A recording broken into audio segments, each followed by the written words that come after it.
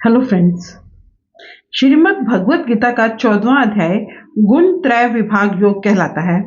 इसमें प्रकृति के 3 गुणों सतोगुण, रजोगुण और तमोगुण के विषय में विस्तार से समझाया गया है। इसमें कुल 27 श्लोक हैं। श्लोक नंबर 1 से 20 तक श्री कृष्ण अर्जुन से कहते हैं, अब मैं तुमसे समस्त ज्ञानों में सर्वश्रेष्ठ इस परम ज्ञान को पुनः कहूंगा, जिसे जान लेने पर समस्त मुनियों ने परम सिद्धि प्राप्त की है। इस ज्ञान में स्थिर होकर मनुष्य मेरे जैसी दिव्यता को प्राप्त कर सकता है। फिर वह ना तो सृष्टि के समय उत्पन्न होता है और ना ही प्रलय के समय नष्ट होता है। हे भरतपुत्र, ब्रह्म समग्र भौतिक वस्तुओं के जन्म का स्रोत है और मैं इसी ब्रह्म को गर्भस्थ करता हूँ, जिससे समस्त जीवों का जन्म संभव होता है। हे कुंती पुत्र, तुम यह समझ लो कि समस्त प्रकार की जीव योनियां इस भौतिक प्रकृति में जन्म द्वारा संभव है और मैं उनका बीज प्रदाता पिता हूँ। भौतिक प्रकृति 3 गुणों से युक्त है। ये हैं सतोगुण, रजोगुण तथा तमोगुण। हे महाबाहु, जब जीव प्रकृति के संसर्ग में आता है तो वह इन गुणों में बन जाता है। हे निष्पाप, सतोगुण अन्य गुणों की अपेक्षा अधिक शुद्ध होने के कारण प्रकाश प्रदान करने वाला है और मनुष्य को सारे पाप कर्मों से मुक्त करने वाला है। और जो लोग इस गुण में स्थित होते हैं वे सुख तथा ज्ञान के भाव से बंध जाते हैं। हे कुंती पुत्र, रजोगुण की उत्पत्ति असीम आकांक्षाओं तथा तृष्णाओं से होती है और इसी के कारण यह देहधारी जीव सकाम कर्मों से बंध जाता है। हे भरतपुत्र, तुम ये जान लो कि अज्ञान से उत्पन्न तमोगुण समस्त देहधारी जीवों का मोह है। इस गुण के प्रतिफल प्रमाद, आलस तथा नींद है, जो बद्ध जीव को बांधते हैं। हे भरतपुत्र, सतोगुण मनुष्य को सुख से बांधता है, रजोगुण सकाम कर्म से बांधता है और तमोगुण मनुष्य के ज्ञान को ढककर प्रमाद से बांधता है। हे भरतपुत्र, कभी कभी सतोगुण रजोगुण तथा तमोगुण को परास्त करके प्रधान बन जाता है, तो कभी कभी रजोगुण सतोगुण तथा तमोगुणों को परास्त कर देता है और कभी तमोगुण अन्य 2 गुणों को परास्त कर देता है। इस प्रकार यह प्रतियोगिता निरंतर चलती रहती है।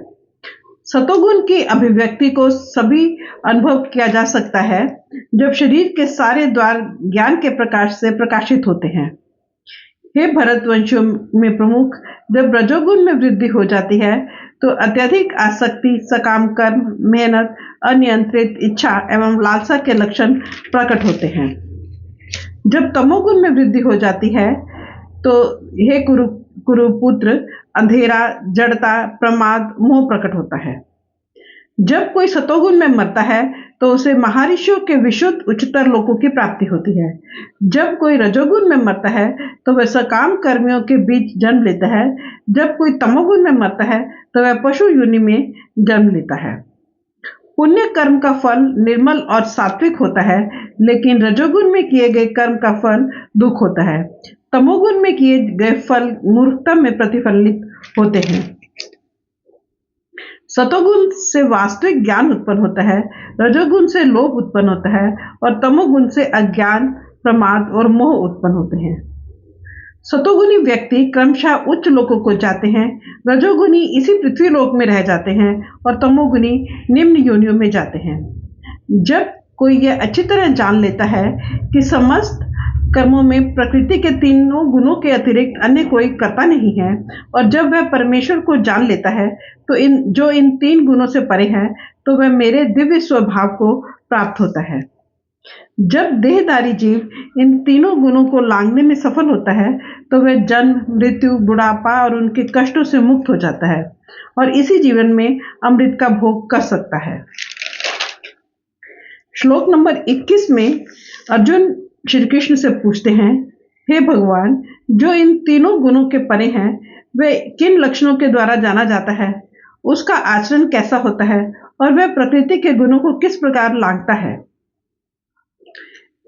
श्लोक नंबर 22 से 27 तक श्री कृष्ण अर्जुन से कहते हैं, हे पांडुपुत्र, जो प्रकाश, आसक्ति तथा मोह के उपस्थित होने पर ना तो उनसे घृणा करता है और ना लुप्त हो जाने पर उनकी इच्छा करता है, जो भौतिक गुणों की कि इन समस्त प्रतिक्रियाओं के से निश्चल तथा अविचलित रहता है, और यह जानकर कि केवल गुण ही क्रियाशील हैं, उदासीन तथा दिव्य बना रहता है, जो अपने आप में स्थित है और सुख तथा दुख को एक समान मानता है, जो मिट्टी के ढेले, पत्थर एवं स्वर्ण के टुकड़े को समान दृष्टि से देखता है, जो अनुकूल तथा प्रतिकूल के प्रति समान बना रहता है, जो धीर है और प्रशंसा तथा बुराई, मान तथा अपमान में समान भाव से रहता है, जो शत्रु तथा मित्र के साथ समान व्यवहार करता है, और जो त्यागी है, ऐसे व्यक्ति को प्रकृति के गुणों से अतीत कहते हैं।